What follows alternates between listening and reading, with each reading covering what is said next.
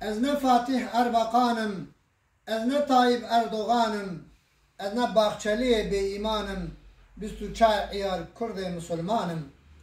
Ez ne çepe Kemalistim, ez ne Maulenin Komünistim, ez ne Partiya Sosyalistim, Kurdum, evladı Kurdanım.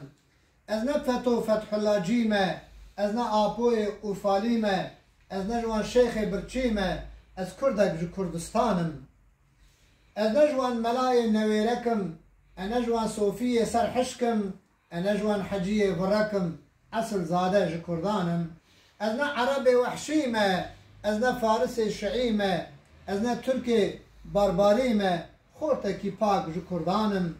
Xuda zane ne rixçiyim, ez ne müftiye derawiyim, li ser Kurdê mezlûm mirîm, şikuş Xudê ra kurê Kurdanım.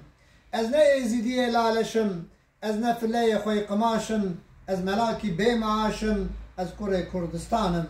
Ez ne atayîsê bêaqilim, ez şairek bikakilim, di welatê Xuda ez bêmilim, Kurdekî baş kurê wanım. Ez ne mirîd û Sofiyê harim, çibkim bi Kurdê xaîn nikarim, ji we hîvî dexalet û rica karim, nebên evkiye kurê Kurdistanım. Ez ne Elewî û Qizilbaşim, gêrîcî nînim ne li paşim, him bawer kin ez neşaşim, ji bav û kala da kurê wanım.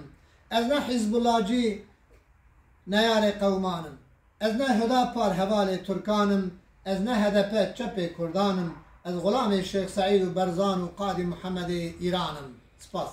Sağ ol.